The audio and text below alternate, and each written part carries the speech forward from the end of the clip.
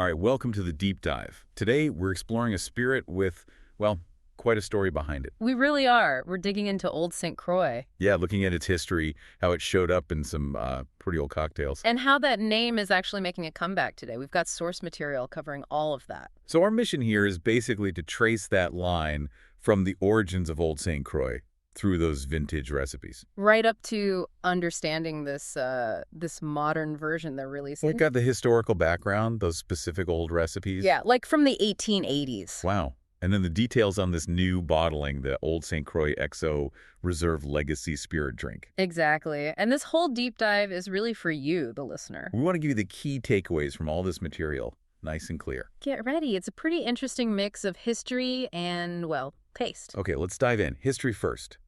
Where does the Old St. Croix story begin? It starts with a guy named Halbert Heinrich Riise. Okay.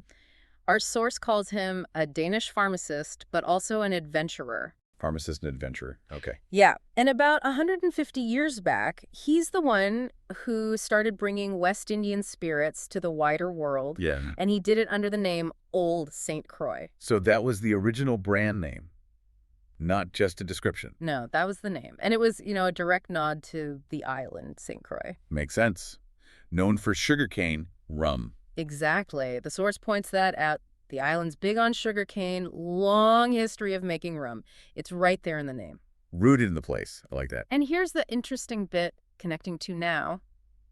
The brand we might know as A.H. Riise. Yeah.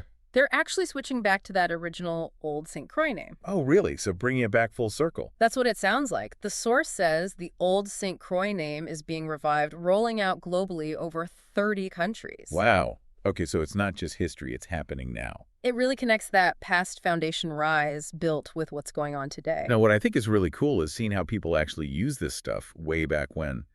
The old cocktail recipes. Oh, yeah. Those are fascinating. They give you a real snapshot of taste back then. What's the first one we have? There's one called the St. Croix Rum Fix. It's dated 1884, linked to an Albert Barnes. 1884. Okay, proper vintage. What's in it?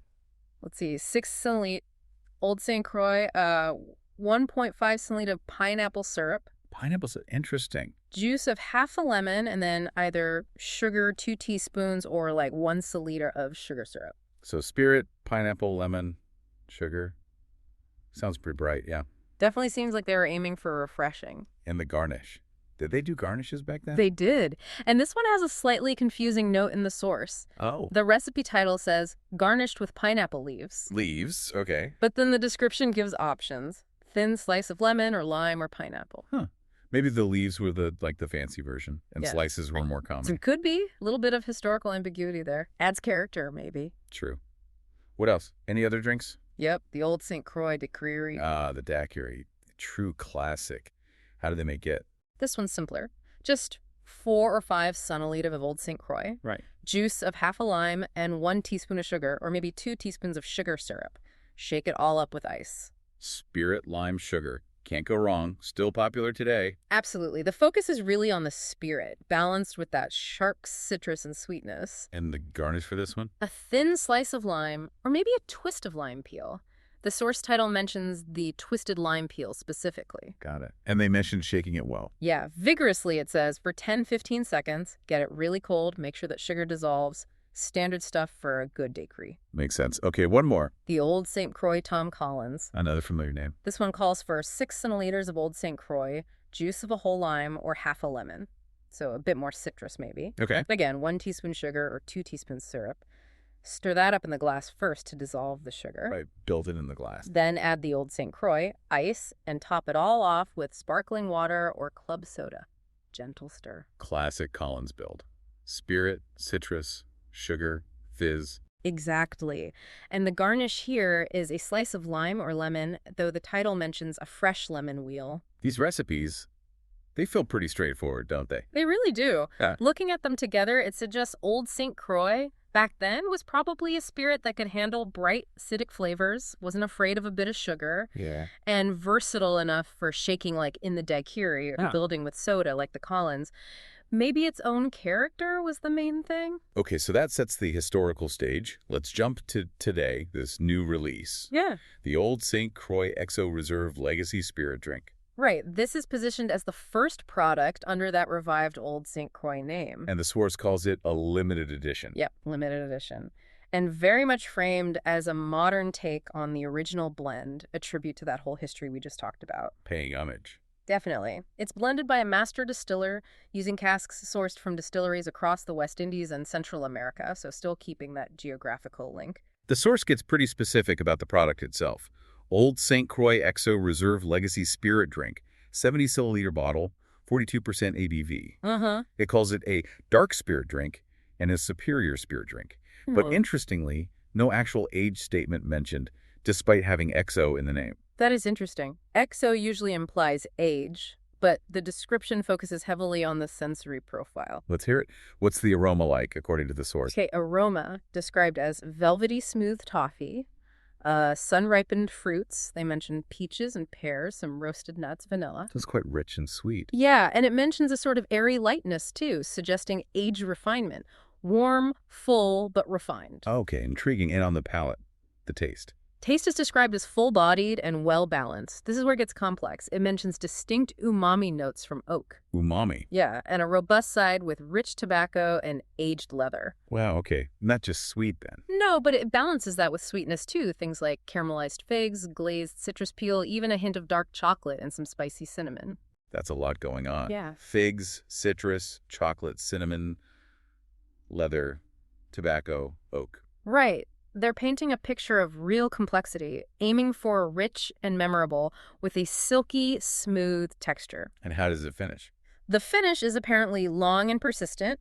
You get a light snert, which means like a light touch of mature oak, some subtle spice again. Dried fruits come through like raisins and dates, maybe some candied orange peel, creamy texture, hint of roasted coffee beans. Leaves you with a pleasant warmth. Man, that description is detailed. It really is. And the source sums it up by saying it's not just a spirit, it is a journey through the history. Right. An experience of craftsmanship and tradition. They even use a Danish phrase, fortidens, smagsmisfyr, and utiden, meaning it brings the past's flavor nuances into the present. So the message is crystal clear. This is supposed to be the taste of that history. Bottled. Exactly. So let's try and connect these pieces. We have Albert Riise, the Old St. Croix name, paying tribute to the island. Then those relatively simple classic cocktails from the 1880s. And now, this modern XO Reserve Legacy, described with this incredibly complex flavor profile. How does it all link up? Well, the name itself is the most direct link, obviously. Reviving Old St. Croix ties it straight back to Riise and that origin. Carries the legacy and name, for sure. And those old recipes, they show us how it was used historically. Simple mixes, letting the spirit shine alongside basic elements like citrus and sugar. Right. While the modern description tells us how they interpret that spirit's character now, it's aiming for this very complex, layered experience, their version of the taste of history. So for you listening, this is kind of a window into how brands evolve, right? Exactly. How history gets repackaged, reinterpreted for today, and, potentially offers a literal taste of that revived legacy if you try the modern spirit. What really strikes me is the contrast. Those old recipes, spare it, maybe lime or lemon, sugar, sometimes soda, boom. Pretty concise. Then the modern description, toffee, peaches, pears, nuts, vanilla, oak, tobacco, leather, figs, citrus peel, chocolate, cinnamon, raisins, dates, coffee. It's a world away in terms of description, isn't it? It almost feels like they're designed for completely different ways of drinking or thinking about spirits. From simple enjoyment to, detailed analysis. It does raise that question, yeah. How do you translate the spirit of a historical brand across more than a century? What does heritage taste like today? Good question. Okay, so just to recap, we've followed Old St. Croix from its founder, Albert Riise, and its island name origin. Through its appearance in classic cocktails, the rum fix, daiquiri, Tom Collins. And landed on its modern revival with this Old St. Croix XO Reserve Legacy, complete with that super detailed flavor breakdown. A journey across, 150 years, all linked by that name and that idea of honoring the past. Which leaves us and you with something to think about, based purely on what we've discussed from the sources today. Considering those historical cocktail recipes, simple, bright, not many ingredients, how do those incredibly complex flavor notes describe for the modern spirit? The oak, tobacco, leather, dried fruits, chocolate, coffee. How do those notes square with what you might expect from a spirit used in those straightforward 19th century drinks? Do they reflect it? Did they diverge completely? It really makes you wonder, doesn't it? What did historical spirits taste like? And how does a modern blender interpret that legacy for, well, for us today, based on these details we've just pulled out? Something to chew on. Thanks for joining us on this deep dive.